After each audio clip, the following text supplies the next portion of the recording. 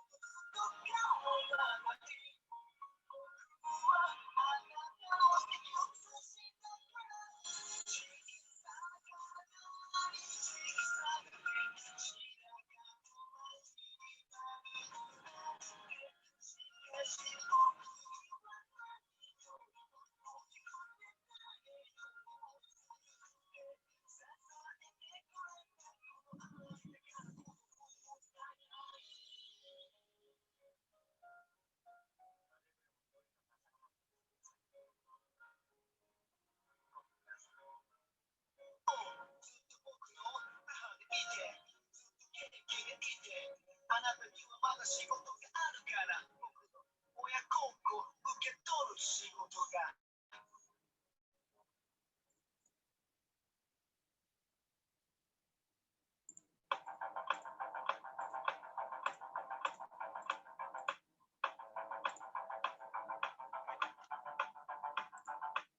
Kapan terakhir kali kamu dapat tertidur? Tak perlu memikirkan tentang apa yang akan datang di esok hari. Tubuh yang berpatah hati bergantung pada gaji. Belum menjadi asli, mengais validasi. Dan aku pun tadi usahakan balik-balik. Menenangkan dirimu yang merasa terpinggirkan. Dia tak berdadil. Kita semua gagal. Angkat minum aku bersedih bersama-sama.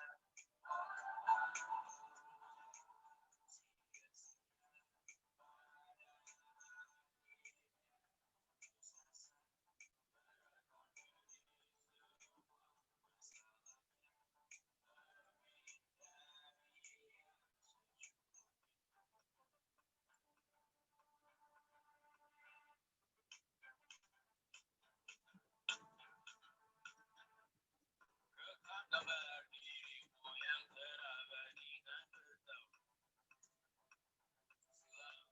Putra putri sakit hati, ayah ibu sendiri, komitmen lama mati, hubungan yang menyepi serta masa lalu. Kau hanya mencari pelarian dari perhatian yang terbakar sinar. Kita semua gagal. Ambil sedikit tisu bersedilah secukupnya. Secukupnya masih ada.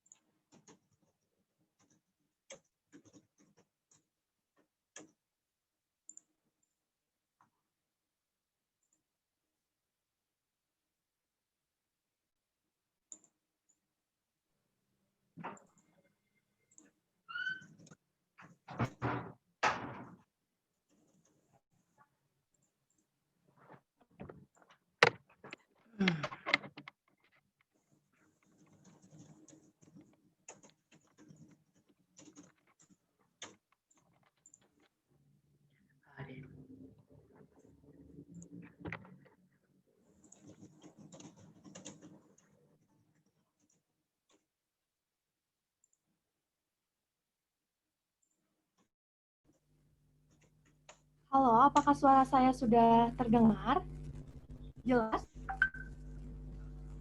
Terdengar, Teh. Terdengar, Kak. Terdengar, Terdengar Teh. banget, Teh. Terdengar ya? Sebentar.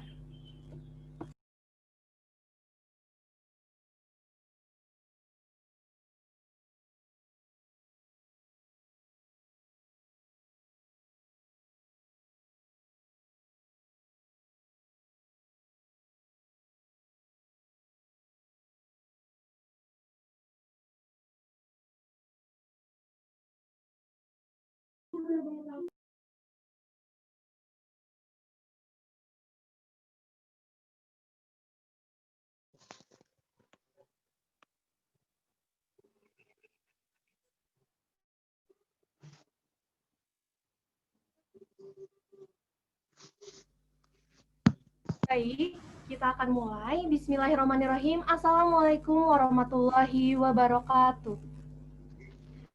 Waalaikumsalam warahmatullahi Assalamualaikum warahmatullahi wabarakatuh, Rara. Alhamdulillahirabbil alamin, hamdan wa syukron lillah, amma ba'du. Rabbana inna nas'aluka ilman nafi'a wa qalban khashi'a wa amalan solihan maqula wa hasyatan thayyiba, amin ya rabbal alamin. Selamat sore teman-teman semua, salam sejahtera. Apa kabar semuanya? Semoga kabar teman-teman semua baik-baik saja dan senantiasa diberkahi oleh Allah Subhanahu wa taala. Selamat datang saya ucapkan kepada seluruh peserta relasi kelas PKM yang dimana hari ini merupakan hari kedua pada rangkaian kelas relasi ini. Masih pada semangat teman-teman semua?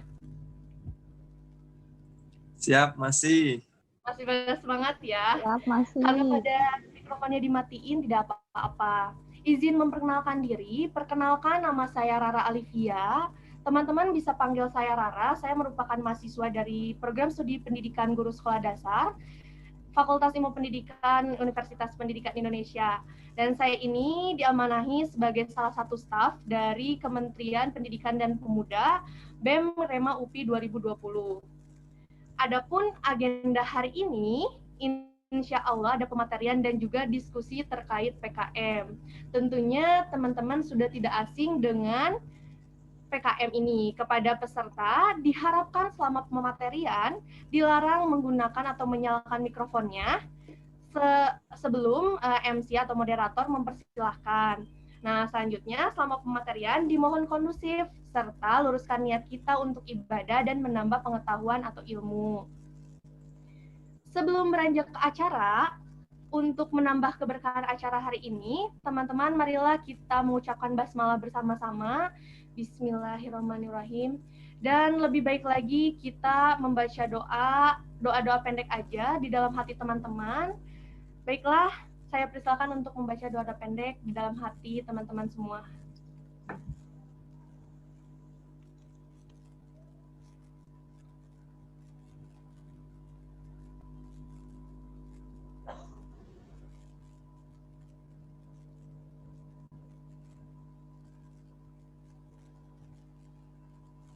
Alhamdulillahirabbil alamin. Semoga teman-teman dengan dibacakannya ayat suci Al-Quran atau surat-surat pendek oleh teman-teman di dalam hati bisa menambah kita keberkahan kita dan yang pastinya menambah semangat kita.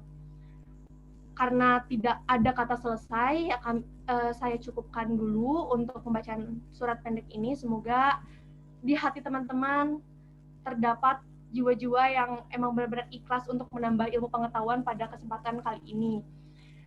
Selanjutnya akan ada penyampaian aturan dalam kelas ini, teman-teman. Nah, yang pastinya yang disampaikannya oleh salah seorang panitia, yaitu ada Saudari Putri Sekar Melati, atau kita panggil Teh Putri Sekar Melati. Kepada Teh Putri Sekar Melati, saya persilahkan. Terima kasih Rara atas kesempatannya. Bismillahirrahmanirrahim teman-teman. Insya Allah akan dibacakan peraturan di relasi ini, di kelas hari ini insya Allah. Peraturannya nggak terlalu sulit, hanya yang pertama dimohon untuk merename di Zoom-nya dalam nama fakultas underscore nama. Misalkan aku dari FPMIPA underscore nama. Nah, lalu diharapkan on-cam apabila teman-teman tidak ada masalah dalam jaringan atau di rumahnya sedang kondusif, insya Allah mudah-mudahan ya, diharapkan untuk on-cam. Dan bagi teman-teman yang sudah punya background di Zoom-nya, diharapkan boleh dipakai. Lalu apabila sedang pematerian, diharapkan di-mute dulu sebentar, dan insya Allah nanti kita akan diskusi di sesi tanya-jawab. Boleh dituangkan pendapat dan juga pertanyaannya. Itu saja dulu dari saya. Terima kasih Rara, terima kasih semuanya. Terima kasih banyak Teteh sudah menjelaskan bagaimana teman-teman dan rules pada kegiatan hari ini. Atau apa saja yang harus teman-teman perhatikan dan teman-teman taati pastinya ya teman-teman. Nah teman-teman, kita di pematerian kali ini atau kelas relasi yang kedua ini, PKM kedua ini, kita akan ada pembicara yang sangat luar biasa. Di sini ada pembicaranya yaitu Kang Ilham Maulidin. Nah, apakah Kang Ilham sudah bergabung? Halo, Kang Ilham. Mbak. Iya. Assalamualaikum semuanya. Alhamdulillah, Akang sudah siap? Insya Allah siap, mudah-mudahan. Insya Allah siap, Akang. Akang izinkan saya membacakan CV Akang terlebih Iya, dahulu ya, boleh, Kang? silakan.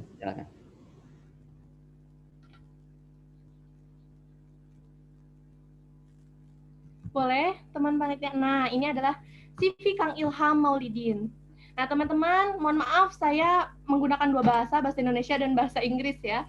Di sini biar lebih cepat dan lebih efektif saja. Personal information, name Ilham Maulidin, address Kampung Sindang Anom, Kecamatan BI Limbangan, Perform 186 Garut, Indonesia. Phone di 081 939 8720. Email maulidin_iim21@appps.ipb.ac.id. Nah, di sini ada websitenya di bit.ly _Ilham Profile. Skype-nya Ilham Maulidin. Nah, di sini tanggal lahirnya 27 Agustus 1997. Pastinya lahirnya di Indonesia. Nah, di sini ada personal statement. Mohon maaf saya menggunakan bahasa Indonesia. Saya deg-degan nih bacain CV-nya, sangat luar biasa dan sudah saya baca. Gak usah panjang-panjang, Bang, nggak apa-apa. Mohon maaf Kang, saya deg-degan banget. Di sini ada a graduate student from Department of Agro-Industrial Technology, Bogor Agricultural University atau IPB University, GPA of 3.5 out of 4.0, having an excellent experience as a special auditing scientist, Japan in Division of Biotechnology and Life Science for 1 year to condition research related to biosensor application. I have a big interest in public speaking, article writing, and reading books. Aspire to be a future excellence researcher and researcher, as well as embodies a hardworking and eager to learn personality. Nah, di sini ada work experience-nya. Pada tahun 2019, tanggal 10 bulan Februari sampai sekarang, Kang Ilham ini sebagai CEO atau founder at Kantin Lahap. Selanjutnya, pada tahun 2020, ada laboratory assistant. Pada tahun 2019, di bulan April, ini ada research internship. Ini bisa dibaca ya teman-teman semua, karena ini panjang banget, dan emang keren banget Kang Ilham ini. Nah, ini masih banyak lagi, dan saya akan bacakan education and training.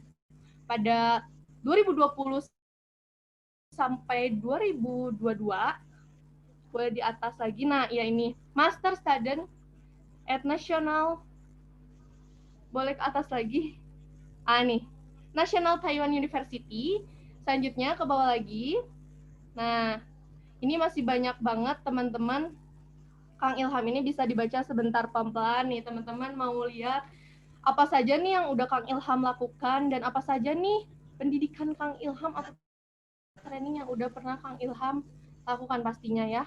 Bachelor of Engineering pada tahun 2015 sampai 2020. Special Auditing Student Step 2, singkatan Tokyo University of Agriculture and Technology. Wah, keren banget keren banget. Ini ada mendapatkan beasiswa Award of Beasiswa Aktivis Nusantara. Di sini tahun 2019 dan masih ke bawah lagi, boleh ke bawah lagi. Tete ya, mohon dibantu. Nah, ke bawah lagi. Lihat teman-teman, di sini banyak sekali pencapaian dan serta apa saja yang sih kemampuan Kang Ilham ini. Communication skill, organizational managerial skill, job, dan masih banyak lagi pastinya. Nah, udah berlama-lama, boleh ke bawahin lagi teh sampai bawah aja. Nah, ini banyak sekali yang benar-benar Kang Ilham, pengalaman Kang Ilham ini ya, pastinya teman-teman sudah tidak sabar untuk mendengarkan pematerian dari Kang Ilham ini. Langsung saja, saya persilakan kepada Kang Ilham untuk memberikan materi dan ilmu pengetahuan kepada teman-teman semua. Pada Kang Ilham, saya persilakan. Baik, bismillahirrahmanirrahim. Assalamualaikum warahmatullahi wabarakatuh. Waalaikumsalam warahmatullahi wabarakatuh. Sebelumnya terima kasih banyak teman-teman panitia sudah memberikan kesempatan untuk sharing hari ini. terutama ya di kala dengan kondisi yang cukup panas ya saat ini. Hari ini kita berjuang gitu ya, mendoakan teman-teman yang di luar sana untuk berjuang untuk menegakkan keadilan lah, seperti itulah. Kita berdoa semoga yang terbaik. Kemudian sebelumnya mohon izin, apakah slide-nya sudah terlihat? Sudah, Kang. Sudah kelihatan ya? Sudah, Suaranya Kang. sudah cukup jelas ya? Baik, bismillahirrahmanirrahim. Jadi insya Allah selama 45 menit ke depan, seperti yang dijadwalkan teman-teman panitia, akan coba sharing terkait dengan serba-serbi PKM yang sebenarnya kayaknya sih udah dijelasin lengkap sama Kak Agung Suharyana kemarin atau kapan ya? Karena Kak Agung juga bagian dari tim PKMM dulu, kita berjuang bareng di Pimnas 29 ya. 29, Pimnas 29 waktu di IPB, dulu jadi di Ikropoli. Ya, jadi saat ini saya kerja di Subdirektorat Pengembangan Reputasi dan Prestasi Mahasiswa di Ditmawa, dan berkecimpung saat ini di bagian tim PKM Center IPB, jadi sebagai koordinator untuk pelaksanaan program PKM di IPB, penyelenggaranya seperti apa. Kemudian ya tadi juga sempat disinggung beberapa pengalaman memang di Beasiswa Aktivis Nusantara di Bakti Nusa, kemudian di beberapa proyek lainnya. Nah, ini kalau sedikit informasi terkait dengan apa yang sudah dilakukan di PKM. Jadi dulu di Pimnas 29 di PKMM juga bareng Kak Agung, maksudnya beda tim tapi satu ranah PKMM. Terus di Pimnas 30 lolos juga di PKMM dan PKMT 2, dan alhamdulillah dapat medali di situ karena berdasarkan pengalaman yang pernah dialami di Pimnas 29, dipelajari akhirnya di 30 bisa ada pencapaian seperti itu. Ya, jadi sebenarnya hari ini lebih fokus sharingnya gimana sih kita caranya ngebangun semangat kita untuk berprestasi di PKM, di Pimnas, seperti itu ya. Yang hari ini diselenggarakan oleh BEM Republik Mahasiswa, khususnya di Kementerian Pemuda, Seni dan Pemuda ya. Biasanya panggilnya apa nih? Dari Kemendikda. Oh ya, Kemendikda ya. Pendidikan dan Pemuda, Kang. Ya, oke. Jadi dari Kementerian Pendidikan dan Pemuda, dari BEM Rema UPI ya. Terima kasih banyak kesempatannya. Ya, jadi sebenarnya ada 6 yang sebenarnya pengen kita bahas, tapi karena mungkin berhubung waktu juga cukup padat gitu ya. Jadi saya coba untuk di filter lagi lah kira-kira memang yang penting yang saat ini untuk perlu disampaikan. Jadi pertama selain pandang terkait dengan PKM dan Pimnas itu sendiri sebenarnya kayak gimana, kemudian karakteristik PKM 5 bidang sebagaimana yang sudah ditugaskan oleh teman-teman panitia untuk menjelaskan itu. Kemudian tips sukses PKM yang berdasarkan, ini subjektif ya, maksudnya berdasarkan pengalaman apa yang pernah saya alami seperti itu. Jadi mungkin bisa jadi berbeda berdasarkan pengalaman atau memang kondisi positioningnya setiap orang seperti itu. Kemudian tantangan dan peluang di Pimnas itu ada apa aja supaya kita bisa mempertimbangkan apakah memang berterjun di PKM ini worth it atau enggak gitu ya untuk dilanjutkan. Dan beberapa contoh PKM dan dokumentasi yang ada. Kita langsung aja. Jadi ke selain pandang PKM dan Pimnas ya teman-teman. Jadi sebenarnya kalau teman-teman coba amati di PKM itu kan ada banyak sekali bidangnya ya. Jadi kalau kita simpulkan di PKM itu sebenarnya integrasi atau metamorfosis dari segala bentuk jenis lomba yang ada di tingkat nasional. Kalau teman-teman sering ikut lomba bisnis gitu ya, lomba esai, artikel ilmiah dan lain-lainnya, itu sebenarnya di PKM juga ada gitu tercakup di situ. Jadi hampir setiap kegiatan lomba di tingkat nasional tuh sebenarnya di PKM, ketika teman-teman ikut PKM itu sebenarnya sudah bisa mengalami hal-hal seperti itu gitu, beberapa kegiatan lomba yang ada. Dan di PKM ini kan diselenggarakan kalau dulu itu sama Ristek Dikti ya. Jadi memang berubah pada tahun ini oleh Kemendikbud melalui Dirjen Belmawa, dan saat ini ditangani oleh Puspresnas gitu, Pusat Prestasi Nasional, yang dimana mengharapkan 4 skill ini yang pada akhirnya diharapkan oleh kementerian, oleh institusi, bahwa setelah ikut PKM dari segi academic knowledge-nya dapat, dari communication skills-nya, kemudian skill of thinking-nya, kemudian management skill juga. Jadi memang nggak akan rugi sih kalau buat aku ya, kalau buat aku pribadi untuk ikut PKM itu sendiri. Nah, sebelum kita coba membedah beberapa karakteristik masing-masing, sebenarnya kita perlu analisis dulu. Kalau di PKM itu ada berbagai jenis PKM ya, skema PKM, dan di mana berbagai jenis itu juga ada yang mengantarkan kita untuk menuju Pimnas, ada yang cuma apply aja terus selesai gitu. Contohnya PKM AI ini kita cuma apply aja di awal, dapat insentif, selesai gitu. Kita nggak akan masuk ke Pimnas, cuman akan mendapatkan electronic journal berupa jurnal ilmiah di publikasi jurnal nasional. Nah, kalau kita pengen menghendaki untuk ikut Pimnas, itu Pimnas itu Pekan Ilmiah Mahasiswa Nasional, jadi kayak lombanya PKM di tingkat nasional gitu ya untuk berbagai bidang. Teman-teman bisa ikuti skema yang berwarna biru ini, ada PE, PSH, KM, T, KC, GT, dan GFK. Saat ini udah ada yang baru gitu. Ya, di mana masing-masing ini akan menghantarkan teman-teman menuju ke PIMNAS. Di sebelah kanan ini adalah tabel simpulan sebenarnya summary daripada karakteristik masing-masing PKM itu sendiri. Jadi bisa dibaca sebenarnya panduan itu udah jelas banget. Jadi beberapa inti kegiatan di PKM penelitian itu ada apa aja. Jadi kita ada pengamatan mendalam yang berbasis iptek untuk mengungkap informasi yang baru. Nah, beberapa keanggotaan juga ini perlu diperhatikan karena biasanya memang setiap tahun ada komposisi yang berubah ya. Jadi ada satu tim PKM ada yang sekitar 3 sampai 5 orang atau ada yang cuma 3 orang aja. Ada bahkan yang sampai 6 orang tuh bisa gitu. Yang biasanya dia itu terjun untuk berkomunikasi langsung dengan mitra. Contohnya PKMM sama teknologi karena mereka butuh dalam implementasinya itu mitra. Nah, ini beberapa luaran juga sangat berbeda. Jadi dari tabel ini sebetulnya kita udah bisa menentukan kira-kira ke depan dengan bikin PKM dari segi jenis apa, dari skema apa gitu. Karena akan berbeda apa yang dikerjakan, apa yang dihasilkan gitu ya. Apa yang dikerjakan, apa yang dihasilkan. Kalau dihasilkan nanti di berbagai jenis PKM ini sudah tercantum di sini, bisa dicek aja. Jadi hampir sebagian besar itu adalah laporan kemajuan, laporan akhir, artikel ilmiah. Jadi begitu udah lulus PKM, udah masuk ke PIMNAS, kita udah punya jurnal, udah punya hak paten, udah punya banyak banget gitu lah yang bisa kita dapetin dari mengikuti program PKM itu sendiri.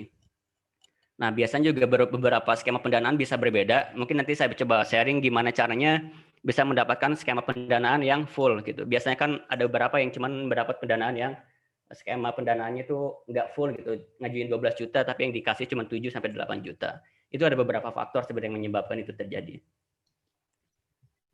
Ya, baik di sini teman-teman saya pengen coba mendisklaimer dulu bahwa di sini saya coba untuk memaparkan berdasarkan standing out-nya sebagai apa ya, sebagai individu, maksudnya mungkin sebagai pengetahuan yang saya alami di PKM Center IPB akan coba saya deliver ke sini, saya sampaikan apa yang kira-kira menurut saya penting untuk teman-teman ketahui. Kita langsung aja. Jadi ini saya coba ambil dari apa namanya panduan daripada Belmau yang terbaru. Di sini ada sebuah perubahan yang signifikan, transformasi dari PKM yang sifatnya aktivitas luring itu benar aktivitas langsung ke masyarakat gitu ya, tatap muka dan lain-lain, yang menjadi sebuah transformasi pelaksanaan PKM yang berbasis digital. Semuanya nggak ada yang boleh untuk komunikasi dengan mitra secara langsung gitu, tatap muka dan yang lain-lain gitu, karena di 2020 ini sangat ketat sekali. Jadi ini kita coba berpikir gimana caranya mengatur program, mengatur pelaksanaan PKM, mengatur pengayaan segala macamnya untuk disesuaikan berdasarkan kondisi atau ketentuan yang ada. Ini salah satunya juga memberikan pengaruh besar terhadap karakteristik masing-masing PKM itu sendiri. Seperti PKMK, di sini hampir sebagian besar yang diinginkan adalah sebuah bentuk digital based product dalam bentuk konsep produk. Itu jadi begitu ada sebuah statement, ada sebuah dokumentasi yang menunjukkan bahwa mahasiswa sudah membuat produk secara langsung, sudah diskualifikasi dari PKM. Jadi sekarang mekanisme sudah sangat ketat dan sangat apa ya, tegas gitu. Jadi kalau ada yang menyeleweng, istilahnya udah bikin produk seperti apa, udah kelihatan dokumentasinya, udah jadi nilainya langsung nilai mati, nggak akan ada ampun untuk memberikan nilai kecil gitu. Jadi kalau udah ada sampai ke tahap sana, itu sudah bisa didiskualifikasi. Jadi perlu banyak sekali penyesuaian ya intinya. Nah, akan tetapi secara umum di PKMK, kalau teman-teman nanti pengen menghendaki buat gabung di PKMK, ini ada 4 atau 5 unsur penting yang perlu diperhatikan. Pertama dari kreativitas gitu, karena memang ini program yang mengadu dari sisi kreatif, jadi nggak cuma jualan tahu, nggak cuma jualan gorengan seperti apa gitu, tapi ada nilai kreatifnya yang ditanamkan, apakah itu dalam bentuk pemasarannya, misal produknya tetap sama itu, tetapi dengan pemasaran yang berbeda, atau dengan konsep yang berbeda, sehingga itu menjadi nilai jual, yang membedakan antara jualannya mahasiswa dengan jualan yang mungkin orang-orang di luar sana gitu. Jadi seperti itu. Kemudian inovasi ini berkaitan dengan terkait dengan tolak ukur penyelesaian suatu masalah gitu ya. Jadi jangan sampai bikin PKMK ini sendiri malah memberikan tambah masalah gitu ya. Jadi coba untuk menyelesaikan masalah. Jadi memang program ini berangkat dari masalah yang dihadapi. Jadi teman-teman coba eksplorasi masalah yang dihadapi, kemudian coba untuk mengkreat inovasi untuk menyelesaikan masalah tersebut. Ini sering banget ditanyakan begitu oleh juri nasional terkait dengan pelaksanaan PKMK di tingkat nasional. Kemudian validitas pelaksanaan seperti yang tadi saya sampaikan, bahwa tahun ini jangan sampai ada kegiatan yang merepresentasikan kegiatan secara luring gitu ya. Jadi harus semuanya daring, komunikasi melalui Zoom, melalui Google Meet gitu, komunikasi dengan mitra juga cuma lewat telepon, video call dan lain gitu. Jadi begitu ada validitas pelaksanaan yang sifatnya luring itu sudah diskualifikasi. Jadi memang ini ke depan saya kurang tahu ya 2021 apakah memang akan luring ataupun daring itu bergantung pada kondisi pandemi sekarang ya. Jadi kalau gampangnya sebenarnya kita mempersiapkan terkait dengan dua skema itu ya, teman-teman baik di UPI ataupun di yang lainnya mempersiapkan skema untuk pelaksanaan PKM secara luring dan daring. Hampir sebagian besar aspek itu berbeda gitu. Jadi tetap untuk diperhatikan gitu. Tetap untuk dipersiapkan dengan baik. Kemudian kemanfaatan untuk pengusul juga. Jadi ada manfaat yang bisa diperoleh baik secara sempit gitu untuk masyarakat target kita sendiri atau untuk daerah yang menjadi target kita ataupun secara umum. Baik, mungkin saya akan coba cepat aja ya karena ini ada banyak yang ingin disampaikan, tapi mudah-mudahan cukup 45 menit. Nah, ini sebenarnya udah bisa dibaca bahwa nanti kalau PKMK itu nanti topiknya harus sesuai dengan yang diusulkan, jadi jangan sampai kemudian beda kamar gitu. Bisa jadi jadi begitu teman-teman tadi memahami yang tabel inti kegiatan masing-masing bidang PKM, itu yang membedakan antara PKM itu dengan PKM yang lainnya. Jadi jangan sampai salah kamar, kita mengusulkan sebenarnya PKMK, tapi judul dan topik itu lebih mengarah kepada pemberdayaan aja, itu nggak ada pemberdayaan terhadap organisasi yang profit atau seperti apa. Jadi harap sudah bisa membedakan sampai sejauh itu gitu. Sebelum nanti terjun pada pelaksanaan PKM, karena banyak banget kayak yang terjun di PKMM, di PKMKC, PKMT, KC itu mereka sampai ada mitra, padahal sebenarnya nggak boleh ada mitra. Kalau ada mitra itu nanti masuknya ke PKMT, jadi udah beda kamar, jadi udah penilaiannya udah kecil di situ. Jadi memang perlu untuk diperhatikan dari segi karakteristik masing-masing PKM. Kemudian produk masih dalam bentuk konsep, tidak harus dibuat sendiri, tapi bisa juga bermitra. Kemudian harus dibasarkan secara daring, tidak boleh luring. Ini yang saya coba ambil dari pelaksanaan tahun ini ya. Jadi kemungkinan besar kalau memang pandemi saat ini masih berlangsung, masih terjadi, kemungkinan besar tahun depan yang akan dibuka sekitar November dan Desember tahun ini untuk upload proposal, itu masih akan kemungkinan daring. Jadi masih akan kemungkinan dilaksanakan secara daring atau bahkan mungkin hibrid ya, antara daring dan luring masih diperbolehkan untuk dilaksanakan, itu menyesuaikan. Baik, saya coba langsung aja. Nah, itu tadi terkait dengan PKMK. Nanti kalau misalkan memang ada pertanyaan dicatat dulu aja, nanti di akhir kita coba untuk tanya jawab. Kalau memang penjelasan di sini agak cepat gitu ya. Kemudian di PKMKC, sebenarnya intinya dari PKMKC itu sendiri adalah karsa dan nalar mahasiswa yang bersifat konstruktif. Jadi jangan sampai nanti membuat sebuah teknologi, terobosan baru, inovasi, tapi tidak jelas bagaimana implementasinya sebenarnya gitu. Jadi tiba-tiba simsalabim ada gitu, enggak. Jadi PKMKC itu harus terstruktur, harus terkonstruksi gitu. Jadi kalau mau bikin drone ya memang dari tahap awal itu apa dulu, apakah pencarian bahan, apakah implementasi, uji coba dan lain-lainnya. Nah, itu yang disebut dengan sifatnya konstruktif. Jadi jangan sampai menghayal tapi tidak ada konstruksinya gitu. Nanti kalau misalkan mau kayak gitu, nanti ada di PKM yang lainnya, ada di GFK dan di IGT gitu. Itu nggak akan saya bahas mendalam di sini karena di sini coba fokus untuk ke 5 bidang ya. Kemudian menghasilkan suatu sistem, desain atau model barang atau prototipe. Jadi salah satunya kayak misalkan bikin konsep aplikasi, kalau tahun ini hanya boleh sampai konsep prototipe. Jadi jangan sampai udah ke prototipe atau bahkan udah diinstal gitu ya ke Google Play dan lain-lainnya. Kalau untuk aplikasi atau bahkan jangan sampai ada produk fisik lah, intinya kalau tahun ini kita agak sulit gitu ya mengontrol ratusan mahasiswa, ratusan tim untuk memastikan bahwa mereka tidak sampai pada tahap itu tuh agak susah gitu, agak rumit memang. Jadi memang perlu untuk di approach secara intensif gitu bagaimana pengerjaan produknya sejauh ini, karena khawatirnya mereka sudah mengerjakan pada akhirnya tidak sesuai dengan ketentuan dan adendum, menyebabkan dia diskualifikasi. Kan sayang banget ya, udah ngerjain laporan kemajuan, udah melaksanakan PKM, udah habisin waktu banyak banget, tiba-tiba diskualifikasi nilai 0, kan sayang banget. Jadi memang itu yang perlu diperhatikan di tahun ini, agak berat gitu dibandingkan dengan tahun 2019. Kemudian karya cipta tersebut bisa saja belum memberikan nilai kemanfaatan langsung bagi pihak lain, tetapi memiliki potensi untuk dapat dilaksanakan. Jadi jangan sampai udah nilai manfaatannya kayaknya nggak ada gitu, tapi nggak ada potensi yang bisa diimplementasikan, nggak ada potensi untuk bisa menyelesaikan masalah gitu ya. Jadi tetap harus ada nilai tambah yang diangkat. Nah, di mana penilaian utama sebenarnya untuk PKMKC sendiri kita beradu kreativitas. Jadi kalau sama-sama bikin aplikasi, apa yang membuat aplikasi kalian itu lebih unggul dibandingkan aplikasi yang lainnya? Apa yang membuat masalah kalian itu urgent untuk diselesaikan gitu ya. terus gambaran luarnya dan prediksi kemanfaatannya. Jadi ada prediksi kemanfaatan yang bisa diperoleh dengan adanya karya tersebut itu apa kira-kira ke depan. Kemudian coba next. Nah, itu PKMKC.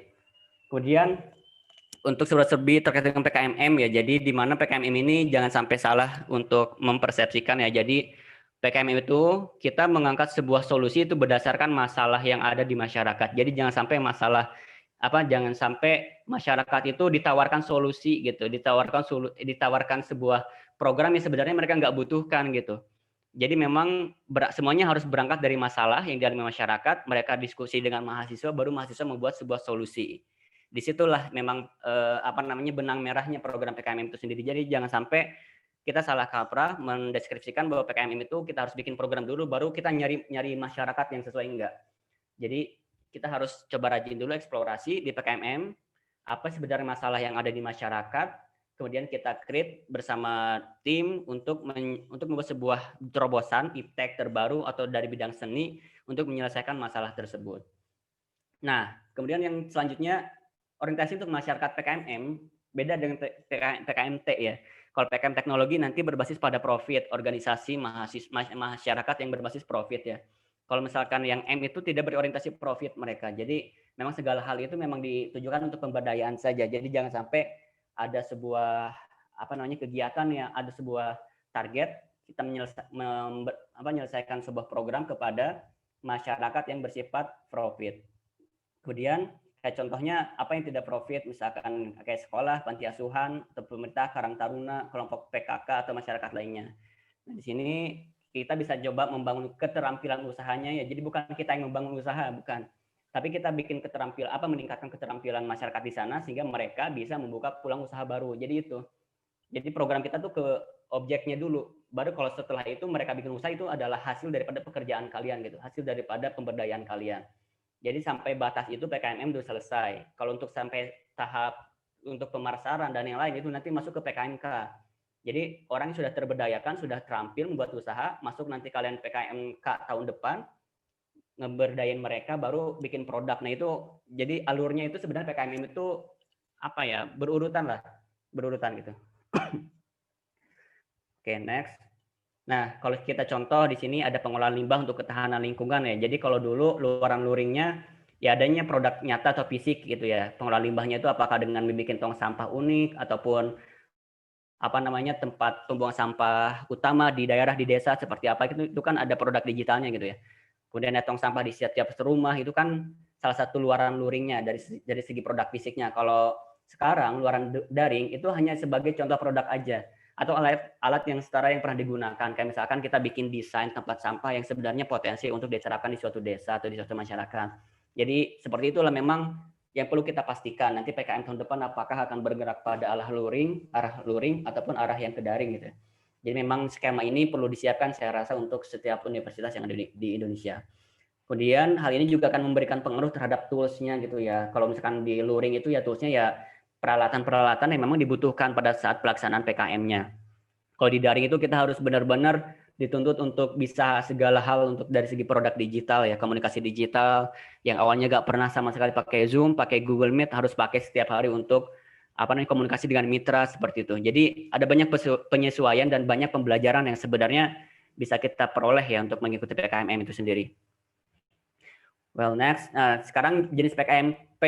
Jadi PKMP itu sendiri ada dua. Kalau teman-teman cek tadi itu ada penelitian eksakta, kemudian penelitian sosial humaniora. Jadi kalau eksakta di sini saya coba rangkum bahwa mereka yang sifatnya peneliti yang mengungkapkan hubungan sebab akibat, aksi reaksi, rancang bangun, eksplorasi materi alternatif. Intinya eksakta itu segala hal yang berhubungan dengan material, dengan formulasi, dengan komposisi seperti itu ya.